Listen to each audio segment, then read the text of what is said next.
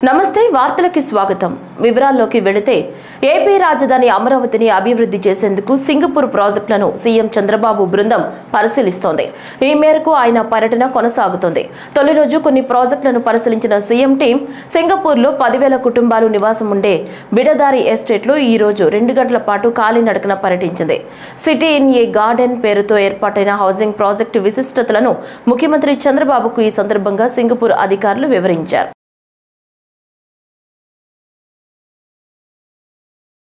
Andhra Pradesh high court న్యాయమూర్తిగా justice Bhattu Devanand ప్రమాణ స్వీకారం చేశారు. ఈ మేరకు ఉదయం 10 గంటలకు హైకోర్టు ప్రధాన న్యాయమూర్తి జస్టిస్ ధీరజ్ సింగ్ ఠాకూర్ ఆయనతో ప్రమాణం చేయించారు. అయితే జస్టిస్ భట్టు దేవానంద్ రాకతో హైకోర్టులో న్యాయమూర్తుల సంఖ్య ప్రస్తుతం 29కి చేరింది. జస్టిస్ భట్టు దేవానంద్ 2028 ఏప్రిల్ 13 వరకు ఆ పదవిలో కొనసాగుతారు. Before he enters upon his office, now I request my Lord, the Honorable the Chief Justice, to administer the oath.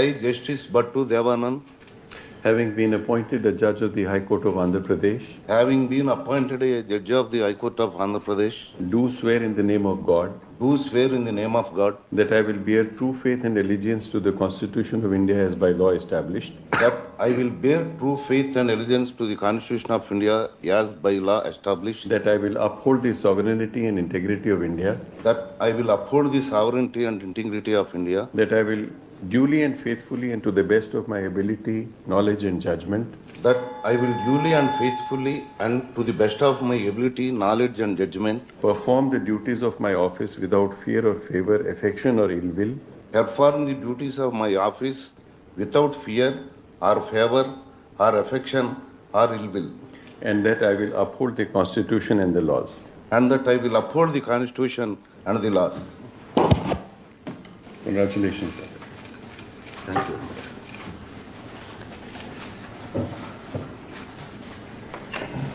కర్ణాటకలో కురుస్తున్న భారీ వర్షాల కారణంగా కృష్ణా నదికి మరోసారి వరద పోటెత్తింది. జూరాల, తుంగభద్ర జలాశయాలు గేట్లు తెరిచి వరదను దిగువకు విడుదల చేయడంతో ఈ రోజు మధ్యాహ్నం వరకు శ్రీశైలం జలాశయానికి ఇన్ఫ్లో భారీగా పెరిగింది. దీంతో ఈ ఉదయం 2 గేట్ల ద్వారా నీటిని వదిలిన అధికారులు దీంతో ఎగువ నుంచి మొత్తం 2,22,565 క్యూసెక్కులు ఇన్ఫ్లో వస్తుండగా 3 గేట్లు కుడి ఎడమ విద్యుత్ కేంద్రాల ద్వారా దిగువకు 1,47,195 క్యూసెక్కుల నీటిని విడుదల చేస్తున్నారు. దీంతో సాగర్ జలాశయం నిండుకుండలా మారుతుంది. ఇదిలా ఉంటే శ్రీశైలం పూర్తి స్థాయి నీటి మట్టం 885 అడుగులు కాగా ప్రస్తుతం నీటి మట్టం 882.50 అడుగుల వద్ద కొనసాగుతుంది. సాయంత్రానికి ఎగువ నుంచి వరద ఉధృతి మరింత పెరిగితే సాయంత్రానికి మరో గేటు తెరిచే అవకాశం ఉంది. ఈ మేరకు దిగువన ఉన్న మత్స్యకారులకు అధికారులు అలర్ట్ జారీ చేసినట్లు తెలుస్తోంది. Ever world green energy private limited chairman Simon tan తో ఏపీ విద్యా, ఐటీ, ఎలక్ట్రానిక్స్ శాఖల మంత్రి నారా లోకేష్ భేటీ అయ్యారు. 2029 నాటికి ఆంధ్రప్రదేశ్లో 160 గిగావాట్ల పునరుత్పాదక ఇంధన సామర్థ్యం కలిగి ఉండాలని లక్ష్యంగా పెట్టుకున్నాం. ఇందుకు అనుగుణంగా ఇంటిగ్రేటెడ్ గ్రీన్ ఎనర్జీ పాలసీ 2024ను ప్రకటించామన్నారు. రెన్యూ, సుజలాన్ వంటి బడా సంస్థలు ఇప్పటికే రాష్ట్రంలో తమ కార్యకలాపాలు ప్రారంభించాయి. ఆంధ్రప్రదేశ్లో పెద్ద ఎత్తున సోలార్ సెల్, మాడ్యూల్, బ్యాటరీ తయారీ యూనిట్ ఏర్పాటు చేయండి. ఏపీలో అధునాతన సౌరశక్తి నిల్వ ఆవిష్కరణల కోసం ever world research and development సెంటర్ను ఏర్పాటు చేయండి కోరారు. ఏపీలోని ఐటీఐలలో renewable energy skill development training కు సహకారం అందించాలని మంత్రి లోకేష్ కోరారు. దీనిపై ever world chairman Simon Tan స్పందిస్తూ ఏపీ ఎంపిక చేసిన ఒక ఐటీఐలో రెన్యూవబుల్ ఎనర్జీపై ప్రత్యేకంగా నైపుణ్య శిక్షణ ఇస్తామని తెలిపారు. బెంగళూరు ప్రధాన కేంద్రంగా పనిచేస్తున్న ఎవర్ వరల్డ్ గ్రీన్ ఎనర్జీ సంస్థ solar cells, modules, roof top solutions, energy storage ఉత్పత్తిలో ప్రత్యేకత కలిగి ఉందని చెప్పారు. ఈ ఏడాది మార్చి నాటికి 1 గిగావాట్లు ఉత్పత్తి సామర్థ్యాన్ని సాధించిన తమ సంస్థ 2026 నాటికి 3 గిగావాట్లకు చేరుకునే లక్ష్యంతో పనిచేస్తుందని చెప్పారు. తమ సంస్థ ఉన్నత స్థాయి బృందంతో మాట్లాడి ఏపీలో యూనిట్ ఏర్పాటు చేసే అంశాన్ని పరిశీలిస్తామని సైమన్ టాన్ చెప్పారు.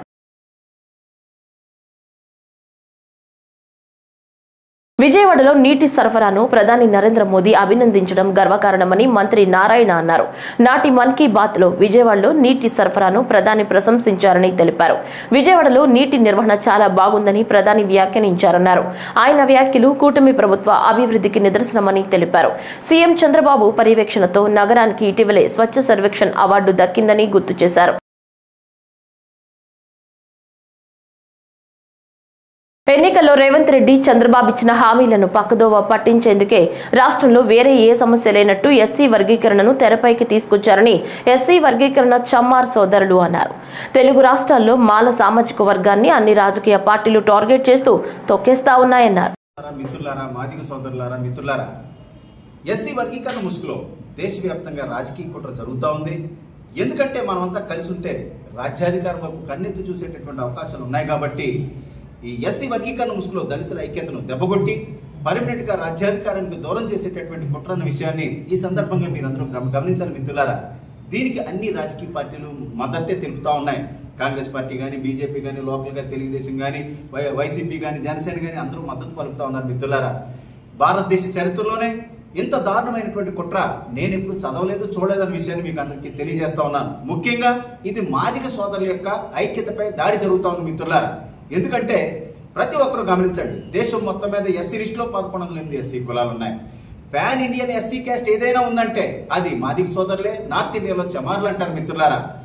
ఈ ఎస్సీ లిస్టులో ఉన్నటువంటి ఒక ఎస్సీ కులం భారతదేశ చరిత్రలో కానీ, ప్రపంచ చరిత్రలో కానీ సొంతంగా పార్టీని పెట్టి స్వతంత్రంగా రాజ్యాధికారాన్ని మరి పొందినటువంటి పార్టీ క్యాస్ట్ ఏదైనా ఉందంటే అది మాదిగ సోదరులే, చమార్లు అంటారు. కాబట్టి చమార్లు ఎస్సీ కులాలకు సొంతంగా రాజ్యాధికారం సాధించవచ్చు అనేటటువంటి పరిస్థితిని మిగతా ఎస్సీ కులాలకు కూడా కల్పించారు. కాబట్టి వారిని దెబ్బ కొట్టాలి. లేకపోతే బీజేపీ నార్త్ ఇండియాలో హిందీ హార్ట్లాండ్ లో గెలిచేటటువంటి పరిస్థితులు లేవు. కాబట్టి ఈ చమార్ వర్గీయులైనటువంటి మరి కాన్షీరామ్ గారు మాయావతి స్థాపించినటువంటి బీఎస్పీ పార్టీని దెబ్బకొట్టే కార్యక్రమంలో భాగంగానే ఈ ఎస్సీ వర్గీకరణను తెరపైకి తీసుకురావడం జరిగింది మిత్రులారా. మోడీ గారు ఏమంటున్నారంటే ఎస్సీ లిస్ట్ లో ఉన్నటువంటి మిగతా కులాలకు న్యాయం చేసేటటువంటి ప్రక్రియ అని చెప్తా ఉన్నారు మిత్రులారా. కానీ మనకి రిజర్వేషన్ పేరుతో మనం బెనిఫిట్ పొందుతా ఉంది 100లో కేవలం 4కే బెనిఫిట్ జరుగుతూ ఉంది. 100లో కేవలం 4కి మాత్రమే మిత్రులారా. ఈ 100లో 4కి ఇచ్చేటటువంటి ఈ సీట్లను దేశవ్యాప్తంగా ఉన్నటువంటి 1100 ఎస్సీ కులాలకు మోడీ గారు సమంగా పంచుతారట. మన రేవంత్ రెడ్డి, చంద్రబాబు నాయుడు తెలుగు రాష్ట్రాల్లో 59 ఎస్సీ కులాలకు 100లో 4కి ఇచ్చేటటువంటి ఈ సీట్లను సమంగా పంచుతారట మిత్రులారా. ఇదే ఎస్సీ వర్గీకరణ అంటే 100లో 4కి ఇచ్చేటటువంటి ఈ సీట్లను సమంగా ఎలా పంచుతారు? మోడీజీ సునియే ఇంద్రకీలాద్రిపై శ్రీ దుర్గా మల్లేశ్వర స్వామివారి దేవస్థానంలో 2025 దసరా ఉత్సవాలకు సంబంధించి పోస్టర్ను దుర్గగుడి ఈవో సీనా నాయక్ వైదిక కమిటీ సభ్యులు ఆవిష్కరించారు. ఈ ఏడాది కూడా దసరా మహోత్సవాలు ప్రతి ఏడాదిలానే బ్రహ్మాండంగా నిర్వహిస్తామని ఈవో సీనా నాయక్ అన్నారు. సెప్టెంబర్ 22 నుంచి అక్టోబర్ 2వ తేదీ వరకు దసరా ఉత్సవాలు నిర్వహిస్తున్నామని, ఈ ఏడాది 11 రోజుల పాటు విశేషంగా దసరా మహోత్సవాలు జరుగుతాయని, ప్రతిరోజు సాయంత్రం నగరోత్సవాలు జరుగుతాయని, మూల నక్షత్రం 29వ తేదీ సోమవారం వచ్చిందని, ఆ రోజున రాష్ట్ర ముఖ్యమంత్రి చంద్రబాబు నాయుడు అమ్మవారికి పట్టు వస్త్రాలు సమర్పిస్తారన్నారు.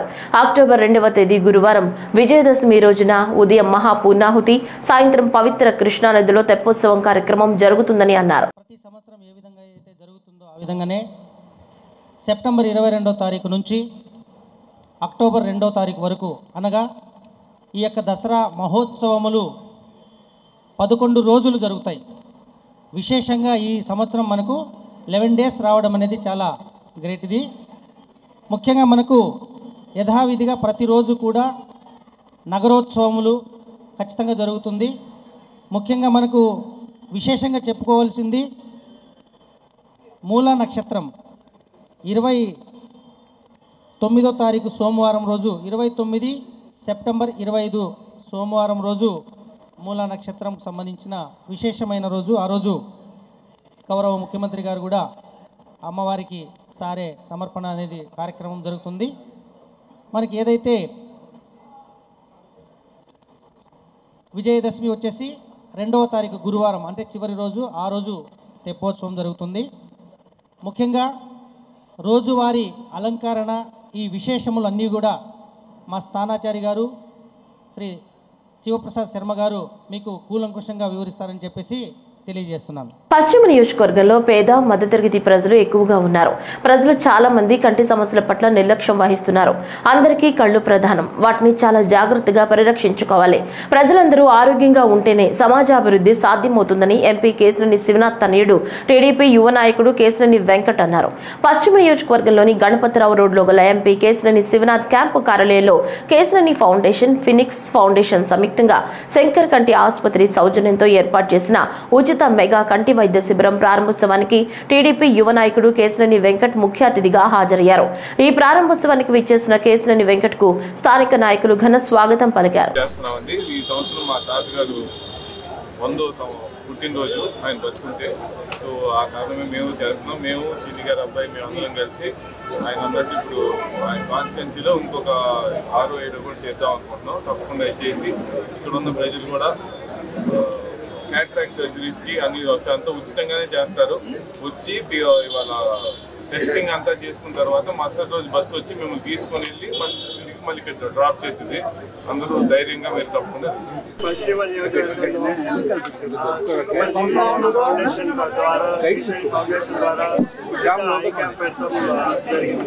ఇవాళ ఇక్కడికి చాలా మంది ప్రజలు వచ్చారు. ఇక్కడ కావాల్సిన ట్రీట్మెంట్, వైద్యాలు, అదేవిధంగా మందులు ఇవన్నీ విధంగా చుట్టుపల్లి ఫౌండేషన్ వాళ్ళతో కలిసి మొత్తం విజయవాడ పార్లమెంట్ మొత్తం చేయాలని వెయిట్ చేస్తున్నాం. ఇట్లాంటి ఉచిత మెడికల్ క్యాంపులు అన్నీ చాలా బాగా చేద్దామని ఫ్యూచర్లో. ఆంధ్రప్రదేశ్ ప్రభుత్వ ఉద్యోగుల సంఘం రాష్ట్ర స్థాయి civil service joint staff council విజయవాడలో సమావేశమైంది. ఈ కార్యక్రమంలో రాష్ట్ర అధ్యక్షులు కెఆర్ సూర్యనారాయణ ఏపీ ఉద్యోగులు ఎదుర్కొంటున్న అనేక సమస్యలపై కౌన్సిల్ సభ్యులతో భవిష్యత్ కార్యాచరణపై చర్చించారు. ఈ సమావేశంలో ప్రధానంగా 27 అంశాలు ప్రధాన ఎజెండాగా ప్రతిపాదించారు. 25,000 కోట్లకు పైగా పేరుకుపోయిన వివిధ రకాల ఆర్థిక బకాయిలు, 11వ పీఆర్సీ బకాయిలు, డిఏ బకాయిలు, ప్రస్తుతం పెండింగ్ లో ఉన్న 4 డిఏ బకాయిలు, పదవీ విరమణ చేసిన ఉద్యోగులకు చేయవలసిన వివిధ చెల్లింపులు, వీఆర్ఏలకు, డిఏ హానోరోరియం చెల్లింపులకు ఒక ప్రణాళిక అమలు చేయాలని ఉద్యోగుల సంఘం డిమాండ్ చేశారు. ఏ రకంగా దీన్ని ముందుకు తీసుకెళ్లాలి, ప్రస్తుతం ప్రధానంగా ఉద్యోగులు కోరుకుంటున్నటువంటి ఆర్థిక పరమైన ప్రయోజనాల అంశంలో ఒక పక్క చూస్తే రాష్ట్ర ప్రభుత్వం యొక్క ఆర్థిక పరిస్థితి చాలా దయనీయంగా ఉండటం, ప్రతి నెల జీతాలు పెన్షన్లకే ఇబ్బంది పడుతున్నటువంటి పరిస్థితుల్లో పేరుకుపోయిన వేల కోట్ల రూపాయల బకాయిలు ఏ రకంగా వస్తాయి, ఇంకా 1/7/2023 నుంచి మాకు రావాల్సినటువంటి వేతన సవరణ ఎలా జరుగుతుంది, రావాల్సిన 4 డిఏలు ఎట్లా, దీనికి ఏదైనా ఒక నిర్దిష్టమైనటువంటి ఒక ప్రత్యామ్నాయ పరిష్కార మార్గం ఏమైనా ఉందా అని ఆలోచన చేయడానికి, అలాగే రాష్ట్రంలో అందరూ సమాజం అంతా గమనించాల్సిన విషయం ఏంటంటే భారత రాజ్యాంగం ప్రకారం పౌర సమాజంలో ఉన్న ప్రతి వారికి వారికి వచ్చే ఏ సమస్యకైనా పరిష్కారానికి ఒక చట్టబద్ధమైన వేదిక ఉండాలి, పరిష్కార వేదిక. కానీ మీరు చూసినట్టయితే ఆంధ్రప్రదేశ్ రాష్ట్రంలో ఉద్యోగ ఉపాధ్యాయ పెన్షనర్ల యొక్క సమస్యల పరిష్కారానికి చట్టబద్ధమైన వేదిక ఏది లేదనేటువంటి విషయాన్ని సందర్భంగా మీ అందరి దృష్టికి తీసుకొస్తున్నా. కేవలం ఎప్పుడో 90వ దశకం ముందు రూపొందించిన రూల్స్ లో ఐఏఎస్ అధికారుల్ని అప్పిలేట్ అథారిటీస్ గా డిజిగ్నేట్ చేసినప్పటికీ వాస్తవానికి ఈ రాష్ట్రంలో మారినటువంటి పాలనా విధాన పద్ధతులు, కంప్యూటర్లు వచ్చిన తర్వాత WhatsApp governance, teleconference, video conference, సమీక్షల పేరు మీద ఐఏఎస్ అధికారులు ఎవరు ఉద్యోగులు పెట్టుకున్న దరఖాస్తుల్ని, అప్పీల్ని పరిశీలించేటువంటి పరిస్థితి లేదు. వాళ్ళు అప్పిలేట్ అథారిటీస్ గా ఉన్న అడ్మినిస్ట్రేటివ్ ట్రిబ్యునల్ ని భారత రాజ్యాంగాన్ని సవరించి పార్లమెంటు చట్టం ద్వారా ఏర్పరిచిన అడ్మినిస్ట్రేటివ్ ట్రిబ్యునల్ ని దేశంలో అన్ని రాష్ట్రాల్లో కొనసాగుతుంటే ఆంధ్రప్రదేశ్ లో గత ప్రభుత్వం రద్దు చేసింది. కాకినాడ జిల్లా తుని నియోజకవర్గంలోని రైతు ప్రభుత్వంపై ఆధారపడకుండా ఉండాలంటే సహకార రంగం బలోపేతంగా ఉండాల్సిన అవసరం ఉందని టీడీపీ పొలిట్ బ్యూరో సభ్యుడు యనమల రామకృష్ణుడు, డీసీసీబీ చైర్మన్ తుమ్మల బాబు అన్నారు. తుని ఎస్ అన్నవరం సొసైటీ అధ్యక్షుడు పోలిశెట్టి రామలింగేశ్వరరావు, డైరెక్టర్లుగా దారకొండ వెంకటరమణ, అనిమిరెడ్డి మల్లిబాబు ప్రమాణ స్వీకార కార్యక్రమంలో పార్టీ పొలిట్ బ్యూరో సభ్యుడు యనమల రామకృష్ణుడు, జిల్లా డీసీసీబీ చైర్మన్ తుమ్మల బాబు ముఖ్య అతిథులుగా పాల్గొన్నారు. రైతాంగం ఆర్థిక ఉన్నత స్థాయికి ఎదుగుదలకు కోఆపరేటివ్ దోహదపడుతుందని, అందుచేతనే సహకార రంగంలో సింగిల్ విండో విధానాన్ని తాను ప్రవేశపెట్టానని యనమల అన్నారు. అంటే మనకి ప్రజలను తప్పుగా ఉండడానికి ప్రజలను భయపెట్టడానికి చేసేటువంటి కార్యక్రమం. అందుకే ప్రజలకు ఆల్రెడీ భయం ఉంది, ఈయన వస్తే మళ్ళీ పంపుతారు. ఇలాంటి బెంగళూరులో దాచినటువంటి ఆస్తిని చూసుకోవడానికి వెళ్తున్నాడా, లేకపోతే ఇక్కడ నిజంగా పరామర్శకు వస్తున్నాడంటే పెద్ద క్వశ్చన్. ఎందుకంటే బెంగళూరు అసలు బెంగళూరు విషయం చేస్తే అప్పుడు ఆ నాన్న అధికారంలో ఉన్నప్పుడు ఈయన 1,00,000 కోట్లు సంపాదించి బెంగళూరులో ప్యాలెస్ పెట్టారు. ఆ ప్యాలెస్లో ఎన్ని గదులు ఉంటాయి తెలుసా మీకు? 62 గదులు ఉంటాయి. 62 గదులు ఈయన ఏం చేసుకుంటాడు? ఒక మనిషి ఇక్కడ ఒక గదే పేదవాడము ఒక్కరు పెడతా ఉంటే 62 గదులు ఒక ప్యాలెస్ పెడుతున్నాడు. కానీ విచిత్రం ఏంటంటే అక్కడ ప్యాలెస్ పెట్టిన ఒక్కరుగా ప్యాలెస్ జైల్లోనే ఉన్నారు. ఎన్నో చూసేటంటే జైల్లో 64 ఉన్నారు. అంటే తప్పు చేసిన వాడు ఎవరు తప్పించుకోలేదు. ఇప్పుడు కూడా మనం చూస్తున్నాం, చాలా మంది తప్పులు చేసే కాబట్టి వాళ్ళు అనుభవిస్తూ ఉన్నారు. తప్పులు కేసు ఆలోచన పెట్టారు మన అందరి మీద, అన్నీ కూడా పెట్టారు. అక్షంతలు ఎత్తే కేసు పెట్టారు, పెళ్లి కట్టి అక్షరం మా ఊళ్ళో ఎక్కడ కాదు వాళ్ళ డైరెక్టర్స్. అలాగే ఎక్కడికి వెళ్తే అక్కడ వాళ్ళకి ఇవ్వడానికి అవకాశం ఉంది. నేను ఎప్పుడు నా దగ్గర వస్తున్నాను మాట్లాడుతున్నాను, ఎక్కడికి వెళ్తే అక్కడ ఇష్టం అవుతాయి. అంటే అన్నీ ఇవ్వలేదంటే అన్నీ ఒప్పుకోవడానికి ఉదయంగానే ఇవ్వలేకపోవడానికి నువ్వే ప్రధానమైన కారణం, జగనే ప్రధానమైన కారణం. ఈ రాష్ట్ర ఖజానాన్ని చూసేశారు, ఈ రాష్ట్ర ఆస్తులు చూసేశారు. ఈనాడు చూస్తాం కదా లెక్కల్లో వాడు చూస్తే 18,000 కోట్ల రూపాయలు ఈనాడు అభివృద్ధి జరిగింది లెక్క. ఎవరితో ఇదంతా? అందుకనే మనం చెప్పాను, ఈ డబ్బంతా రికవరీ చేయాలి. ఏదైతే డబ్బు గత ప్రభుత్వంలో నాయకులంతా కూడా తినేశారో ఆ డబ్బు కేసులు పెట్టడం కాదు, క్రిమినల్ కేసులు పెడతారు. అది డిసిప్లైన్ కాదు. క్రిమినల్ కేసు పెడతారు, జైలు చేసుకుంటారు, జైల్లో ఉన్నవాళ్ళు బయట తీసుకుంటారు, జనాలు తీసేస్తూ ఉంటారు. అది కాదు కావాల్సింది. గవర్నమెంట్ డబ్బు ఏదైతే వాళ్ళు దోచుకున్నారో ఆ డబ్బు తెలుసుకున్న డబ్బు అంతా కూడా మనం రికవరీ చేయాలి. రికవరీ చేసి పేదలను అందరికీ కూడా పంచిపెట్టవలసిన బాధ్యత ఉందనేటువంటి ఓటమి ప్రభుత్వం యొక్క ప్రధాన లక్ష్యం అనేది కూడా మీకు కేసులు పెట్టుకున్నాడు. ఆడు కక్షాధింపు చేశారు. కక్షాధింపు ఒకే ఉదాహరణ, నా మీద కేసు పెట్టారంటే కక్షాధింపు ఇంకేంటి దగ్గర పోయినప్పుడు కేసులు. ఇటువంటి నిలవనటువంటి కేసు చంద్రబాబు నాయుడు గారు ఏ కారణం లేకుండా జైల్లో పెట్టారు. ఆయన జైల్లో పెట్టారు కాబట్టి కూటమి ఏర్పడింది. చూసారు కదా మీరు, పవన్ కళ్యాణ్ గారు లోపలైనా లేదు, అదే కారణం. అంటే మళ్ళీ ఇంకో కూటమి మొదలెట్టారు. ఇంకేంటే కూటమి వెళ్ళిపోతుంది, కూటమి వెళ్ళిపోతుంది, ఇంకే కూటమి ఎన్నో రోజులు ఉండదు, వాళ్ళ కథలు ఉంటాయని. ఇవన్నీ కూడా ప్రజలను మభ్యపెట్టి రాజకీయాలు ఉండాలనే ఉద్దేశంతో జగన్ నాయకులు చేసేటువంటి ప్రజా మీకు ఏ విధంగా నమ్మకండి. ఎందుకంటే ఆ ఊరైనా ఈ రోజున కోటలు కలిసే ఉంటుంది. ఈ 40 సంవత్సరాల కోటలు కలిసే పనిచేస్తుంది. అదేవిధంగా మన నియోజకవర్గంలో మనందరం కలిసే ఉంటాం. మళ్ళీ ఇక్కడ ప్రతిపక్షానికి తావు లేకుండా పనిచేసేటువంటి శక్తి మన వాళ్ళలో ఉంది. ఆ విధంగానే మనం పనిచేస్తాం. ఆ విధంగానే కోటల నాయకులు కూడా పనిచేస్తున్నారు. ఆదేశాన్ని అంతేకాక ఒకే విధంగా అటు ఇటు మాట్లాడినప్పుడు కూడా ఫోన్ చేసి చేసే కార్యక్రమాలు చేస్తాం. నేను మనం మంచి ముఖ్యమంత్రి, విజయమైనటువంటి ముఖ్యమంత్రి చంద్రబాబు నాయుడు గారు ఒక నీతి కోసం, నిజాయితీ కోసం పోరాడేటువంటి వ్యక్తి పవన్ కళ్యాణ్ గారి యొక్క నాయకత్వంలో మన ఆంధ్రప్రదేశ్ రాష్ట్రం నడుస్తూ ఉంది. శాసనసభ్యులు, మన శాసనసభలో మంచి అనుభవం ఉన్నటువంటి శాసనసభ్యులు, నిజాయితీగా ఉన్నటువంటి శాసనసభ్యులు ఉన్నారు. ఎక్కడ అవకతవకలకి తావివ్వకుండా పనిచేయాలని మేము కానీ సొసైటీ ప్రేక్షకులు కానీ భావిస్తా ఉన్నాం. గట్టిగా చర్యలు తీసుకుంటా ఉన్నాం. ఇప్పుడు 300 కోట్లు డిసిసిబి అప్పుల్లో ఉంది. అది మనకున్నటువంటి ఆస్తులకి, మనకున్నటువంటి వ్యవస్థకి అది పెద్ద అప్పు కాదు, అది పెద్ద బకాయి కాదు.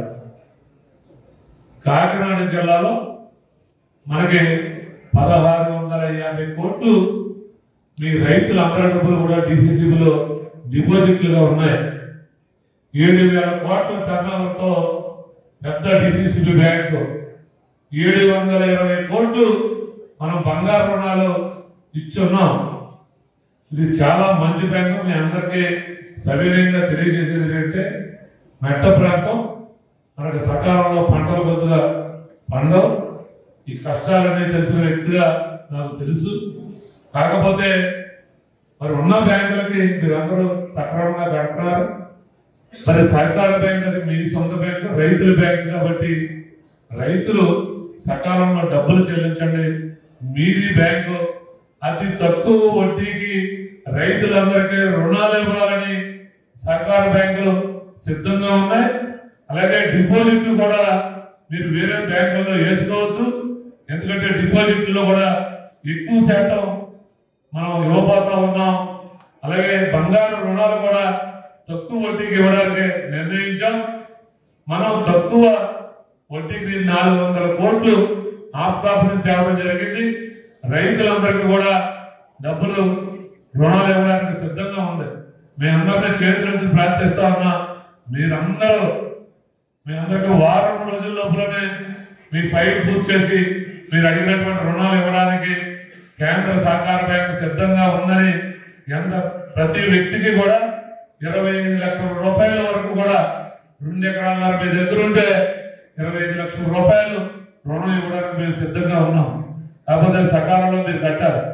అలాగే నేను డిసిసిబి చైర్మన్ అయిన తర్వాత సింగపూర్ పర్యటనలో భాగంగా Airbus Asia Pacific president Anand స్టాన్లీతో లోకేష్ కీలక సమావేశం నిర్వహించారు. ఈ భేటీలో ఆంధ్రప్రదేశ్ను విమానయాన రంగంలో ఒక ప్రధాన కేంద్రంగా తీర్చిదిద్దే అద్భుత అవకాశాలపై లోతైన చర్చ జరిగింది. లోకేష్ మాట్లాడుతూ భారతదేశంలో విమానాల సంఖ్య విపరీతంగా పెరుగుతోందని, పొరుగు దేశాలైన శ్రీలంక, బంగ్లాదేశ్, నేపాల్, భూటాన్, ఆగ్నేయ ఆసియా మార్కెట్ల నుంచి విమాన సేవలకు డిమాండ్ పెరుగుతోందని వివరించారు. ఈ పెరుగుదల మెయింటెనెన్స్, రిపేర్, ఓవర్ హాల్ సేవలకు భారీ మార్కెట్ ను సృష్టిస్తుందని చెప్పారు. ప్రస్తుతం భారతదేశంలో 850కు పైగా ఎయిర్ బస్ విమానాలు సేవలందిస్తున్నాయని, ప్రపంచంలోనే ఎయిర్ బస్ కు అత్యంత వేగంగా అభివృద్ధి చెందుతున్న సింగిల్ కంట్రీ మార్కెట్ గా భారత్ నిలిచిందని లోకేష్ తెలిపారు. మంగళగిరి తాడేపల్లి నగరపాలక సంస్థ పరిధి ఎర్రబాలెం శ్రీ కృష్ణానంద ఆశ్రమం ఆధ్వర్యంలో గత కొన్నేళ్లుగా నిర్వహిస్తున్న గోశాల మృత్యుఘోషకు నిలయంగా మారింది. ఇటీవల గోశాలలోని పలు ఆవులు మృత్యువాత పడ్డాయి. తాజాగా ఓ ఆవుదూడ మృతి చెంది 2 రోజులు గడిచినా సిబ్బంది చూసి చూడనట్లుగా వ్యవహరించారంటే పరిస్థితి ఎంత దారుణంగా తయారైందో అర్థం చేసుకోవచ్చు. గోశాలలో సరైన వసతి సౌకర్యాలు లేక గోవుల ప్రాణాలకు రక్షణ కరువైపోతుంది. నిలువ నీడ లేక ఆవులు ఎండకు ఎండిపోయి వానకు తడిచిపోతున్నాయి. ప్రధానంగా గోశాల ప్రాంగణంలో ఇటీవల కురిసిన వర్షాలకు చిత్తడిగా తయారైంది. గోమూత్రం, పేడతో గోశాల అపరిశుభ్రతకు కేరాఫ్ గా మారింది.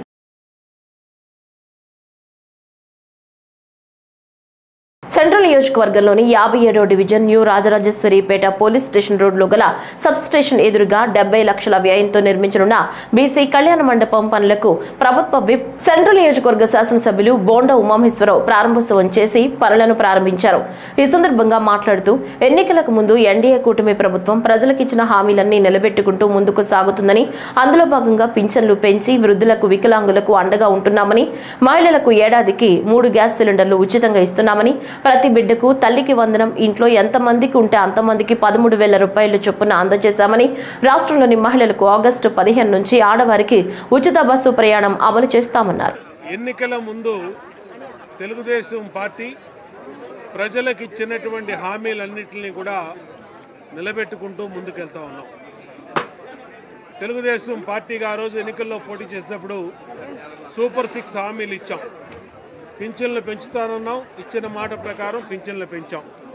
3,000, 4,000 ఇంటి దగ్గరికే తీసుకెళ్ళిస్తున్నాం. వికలాంగులకి 3,000, 6,000 ఇంటి దగ్గరికే తీసుకెళ్ళిస్తున్నాం. అట్లాగే గ్యాస్ బండ్లు ఇస్తానన్నాం, ప్రతి మహిళా సోదరీమణికి 3 గ్యాస్ బండ్లు ఇస్తున్నాం. తల్లికి వందనం పేరు మీద ఎంతమంది పిల్లలు ఉంటే అంతమందికి దాదాపు 70 లక్షల మంది పిల్లలకి ఈరోజు తల్లికి వందనం ఇచ్చాం. అంతేకాకుండా త్వరలోనే ఆగస్టు 15 నుంచి ఉచిత బస్సు, అలాగే శ్రీనిధి కూడా మహిళలకి 18,000 రూపాయలు ఇస్తామని చెప్పాం. దాన్ని కూడా త్వరలోనే డేటు ఒక సంక్షేమ క్యాలెండరు విడుదల చేసి ఈ తేదీన ఈ స్కీమ్ ఇస్తున్నామని చెప్పి ఇవాళ అన్నీ కూడా ప్రకటిస్తూ ఉన్నాం. అంతేకాకుండా 12 నెలల పరిపాలన మీద ప్రజల దగ్గరికి వెళ్ళి ప్రజల అభిప్రాయం తెలుసుకున్నటువంటి పార్టీ ప్రభుత్వం ఏదీ లేదు. తెలుగుదేశం ఈ ప్రభుత్వంలో 12 నెలల పరిపాలన మీద ప్రజల దగ్గరికి వెళ్ళి సుపరిపాలన తొలి అడుగు అని చెప్పి ఆ కార్యక్రమం తీసుకొని డోర్ టు డోర్ కూడా మా నాయకులు మేము అందరం కూడా ప్రజల్లో ఉన్నాము. అంతేకాకుండా ఎన్నికల ముందు ఈ సెంట్రల్ నియోజకవర్గంలో సమస్యల మీద ప్రజలకి స్పష్టమైన హామీలు ఇచ్చాం. రోడ్లు కానీ, డ్రైన్లు కానీ, కమ్యూనిటీ హాల్ కానీ, హెల్త్ సెంటర్స్ కానీ, స్కూల్స్ కానీ, పార్కులు కానీ ఇచ్చాం. అట్లన్నిటిని ఇవాళ 240 కోట్ల రూపాయలు ఖర్చు పెట్టి ఇప్పటికీ పూర్తి చేయడం జరిగింది. కామారెడ్డి జిల్లా సదాశివనగర్ మండలం అమర్లబండ గ్రామంలో గత కొన్ని సంవత్సరాలుగా పట్టించుకొని నాయకుల కారణంగా భారీ వర్షాలు కురుస్తున్న సమయంలో పాఠశాల విద్యార్థులు వాగులో చిక్కుకున్నారని గ్రామస్తులు అంటున్నారు. ఈ నేపథ్యంలో వాగులో ఇరుక్కున్న పిల్లల్ని ట్రాక్టర్ ద్వారా కాపాడటం జరిగిందని స్థానికులు అంటున్నారు. వర్షాలు పడితే పాఠశాలకు వెళ్లే పిల్లలు ఇంట్లోనే ఉండిపోవాల్సి వస్తుందని వాపోయారు. ఇప్పటికైనా నాయకులు చొరవ తీసుకుని బ్రిడ్జ్ ఏర్పాటు చేయాలని ప్రజలు కోరుతున్నారు. సత్యసాయి బాబా వాటర్ సప్లై కార్మికులు గత 19 నెలలుగా జీతాలు ఇవ్వకపోవడంతో అధికారులకు నాయకులకు పలుమార్లు సమస్యను వివరించినా ఫలితం లేకపోవడంతో సాయిబాబా వాటర్ను నిలిపివేశారు. 20 రోజుల నుంచి గ్రామంలో సత్యసాయిబాబా త్రాగునీరు రాకపోవడంతో డ్రైవర్స్ కాలనీలో మహిళలు ఖాళీ బిందెలతో నినాదాలు చేశారు. ఈ సందర్భంగా జగ్గంపేట నియోజకవర్గం సామాజిక ఉద్యమకారుడు సూర్యచంద్ర మీడియాతో మాట్లాడుతూ 20 రోజుల నుంచి 90 గ్రామాల్లో మంచినీరు లేక ప్రజలు అల్లాడిపోతున్నారని, బయట మంచినీళ్లు కొనుక్కుని తాగుతుంటే జ్వరాలు వస్తున్నాయని, అలాగే సత్యసాయి బాబా వాటర్ సప్లై కార్మికులకు 19 నెలలుగా బకాయిలు పడ్డ జీతాలను వెంటనే ఇప్పించాలని, మంచినీరు లేక అల్లాడుతున్న ప్రజలకు నీరు ఇప్పించాలని పాటంశెట్టి సూర్యచంద్ర అన్నారు. 15 రోజుల్లో ప్రజలకు నీరు ఇప్పించలేకపోతే ఆగస్టు 18వ తేదీన 10,000 మంది మహిళలతో కలెక్టర్ ఆఫీస్ ముట్టడిస్తామని వెల్లడించారు. గత 20 రోజుల క్రితం గోకవరం దేవి చౌక్ నుండి రాజమండ్రి లాలా చెరువులో ఉన్నటువంటి ఆర్డబ్ల్యూఎస్ ఆఫీస్ వరకు సుమారు 20 కిలోమీటర్లు పాదయాత్ర చేసి మండు టెండలో నడిచి వెళ్ళడం జరిగింది. 53 మంది కూడా. ఇక్కడ ఆ నీళ్లకు అలవాటు పడడం వల్ల వీళ్ళందరూ కూడా జ్వరాలు వస్తూ ఉన్నాయి, అనేక అనారోగ్యాలు వస్తూ ఉన్నాయని ఇబ్బందులు పడతా ఉన్నారు. ఈ రోజు ఇక్కడ గోకవరంలో ఇక్కడ డ్రైవర్స్ కాలనీలో ఇక్కడ సత్యసాయి వాటర్ ట్యాంక్ దగ్గర మహిళలందరూ కూడా ఇక్కడ నిరసన తెలియజేస్తున్నాం అన్న, మీరు కూడా రండి అని చెప్పేసి మహిళలు పిలవడం వల్ల ఇక్కడ రావడం జరిగింది. ఈ సందర్భంగా మరి బాధిత ప్రజలందరి తరపున, బాధిత కార్మికులందరి తరపున ప్రభుత్వాన్ని మేము చేతులు జోడించి కోరుతా ఉన్నాం. దయచేసి స్పందించండి. కూటమి ప్రభుత్వాన్ని నమ్మి వీళ్ళందరూ ఓట్లేసి గెలిపించడం జరిగింది. మరి ముఖ్యంగా నేను గౌరవ ఉప ముఖ్యమంత్రి వర్యులు పంచాయతీరాజ్ శాఖ మంత్రులు శ్రీ పవన్ కళ్యాణ్ గారిని కూడా చేతులు జోడించి కోరుతా ఉన్నాం. మీరంటే మాకు ఈ ప్రాంత ప్రజలందరూ కూడా ఎంతో అభిమానం సార్. ఎవరు తెస్తారండి నీళ్ళు? ఇరుగు పొరుగోళ్ళు తెచ్చిస్తారా? మాకు ఆడవాళ్ళు మాకు ఒక్కరే ఉన్నాం, మగోళ్ళు ఏడింటారా? తాగామా మేము? మంచి గురించి చాలా బాధపడతాం. మేమందరం ఓట్లు వేస్తేనే కదా మీ అందరూ నెగ్గారు. మీ జీతాలు మీరు తీసుకుంటే మా ప్రజలకు ఎందుకు జీతాలు ఇవ్వాలి? మీరు చాలా ఇబ్బంది పడుతున్నారండి. నీళ్ళ గురించి మాత్రం మీరు వెంటనే స్పందించి మాకు నీళ్ళు ఇవ్వాలి. లేదంటే ఈ జనం అందరూ కలిసి రాజమండ్రి అక్కడికి వచ్చి మేము అందరం కూడా ధర్నా చేస్తామండి. మేము ఊరుకోము, మాకు మంచినీళ్ళు కావాలా. మీరు వెంటనే స్పందించాలండి. మీకు నమస్కారం అండి. జగ్గంపేట నియోజకవర్గం గోకవరం మండలంలో ఇటీవల అనారోగ్యంతో ఉన్న వారికి ముఖ్యమంత్రి సహాయ నిధి 14,81,461 చెక్కులను కాకినాడ జిల్లా పార్లమెంట్ అధ్యక్షులు జ్యోతుల నవీన్ చేతుల మీదుగా ముఖ్యమంత్రి సహాయ నిధి చెక్కులను 25 మందికి అందజేశారు. ఈ సందర్భంగా మాట్లాడుతూ గోకవరం మండలంలో ఒకేసారి 25 మంది లబ్ధిదారులకు ముఖ్యమంత్రి సహాయ నిధి చెక్కులు రావడం సంతోషంగా ఉందన్నారు. కూటమి ప్రభుత్వంలో పేద ప్రజలకు మరిన్ని సంక్షేమ పథకాలు అమలు చేస్తామని, ప్రతి పేదవాడికి కూటమి ప్రభుత్వం అండగా నిలుస్తుందని జ్యోతుల నవీన్ చెప్పారు. ఎవరికైనా ఎటువంటి ఆరోగ్య సమస్యలు వచ్చి అనారోగ్యంగా ఉన్నా వెంటనే CMRF ను ఉపయోగించుకోవాలని జ్యోతుల నవీన్ అన్నారు. తమ కార్యకర్తలకు తెలియజేస్తే ముఖ్యమంత్రి సహాయ నిధి ద్వారా లబ్ధి జరుగుతుందన్నారు. అందరికీ నమస్కారం. ఈరోజు గోకవరం మండలం CMRF చెక్కులు ఇవ్వడానికి రావడం జరిగింది. ఈ రాష్ట్రంలో పేదలు ఎవరైనా సరే వైద్యపరంగా ఇబ్బంది పడుతున్న, ఆర్థికంగా ఎంతో కొంత సహాయ సహకారాలు అందించాలనే దృక్పథంతో చంద్రబాబు నాయుడు గారు ఈ CMRFని పెట్టడం జరిగింది. అందులో భాగంగా ఈరోజు వరకు కూడా రమారమి 380 చెక్కులు CMRF చెక్కులు జగ్గంపేట కాన్స్టిట్యున్సీలో జ్యోతుల నెహ్రూ గారి ద్వారా రావడం జరిగింది. ఇదే విధంగా ఇదే కాదు, ఈ సంవత్సర కాలంలోని కూడా CC రోడ్లు వేసుకున్నాం, BT రోడ్లు వేసుకున్నాం. సంక్షేమ పథకాలతో పాటు అభివృద్ధిని కూడా చేసుకుంటూ ముందుకెళ్ళి ఇంకా వాళ్ళ సమస్యలు ఏమున్నాయో తెలుసుకోవడానికి ప్రతి గ్రామంలోని కూడా మా కార్యకర్తలు నాయకులు కూడా వాళ్ళ ఇళ్ళకి వెళ్ళి సమస్యలు తెలుసుకుని రాబోయే కాలంలో వాటిలన్నింటినీ కూడా తీర్చే విధంగా ఒక ప్రణాళిక రూపొందించి చేసుకునే విధంగా ఈ ప్రభుత్వం కష్టపడుతుంది. ఎంత చేసినా సరే వైసీపీ వాళ్ళు ఏం చేశారు, మోసం చేశారు అంటున్నారు. దానికి నేను ఒకటే సమాధానం చెప్తున్నాను. మీకులాగా రాష్ట్ర ప్రజలను అప్పులు ఊబిలో కూర్చేయలేదు. మీకులాగా అరకొర సంక్షేమాలతోటి ప్రజల్ని మోసం చేయలేదు. మీకులాగా అభివృద్ధిని పక్కన పెట్టేసి అనాలోచితంగా స్కాములు చేసి సంపాదించలేదు. ఈ రాష్ట్ర అభివృద్ధి గురించి ఈరోజు రాజధానిని మళ్ళీ పునఃప్రారంభించారు, పోలవరాన్ని మళ్ళీ పునఃప్రారంభించారు. గతంలో మీరు తీసుకున్న అనాలోచిత నిర్ణయాల వల్ల చాలామంది కాంట్రాక్టులు కానీ చాలా వ్యాపారస్తులు కానీ అందరూ కూడా ఇబ్బంది పడ్డారు. వాళ్ళందరినీ కూడా మళ్ళీ సైక్లింగ్ ద్వారా వాళ్ళని రన్నింగ్లో పెట్టి రాష్ట్రాన్ని అభివృద్ధి చేసే విధంగా కూటమి ప్రభుత్వం ప్రణాళికలు రూపొందించుకుని ముందుకెళ్తుంది. ఈ వార్తలు ఇంతటితో సమాప్తం. నమస్కారం.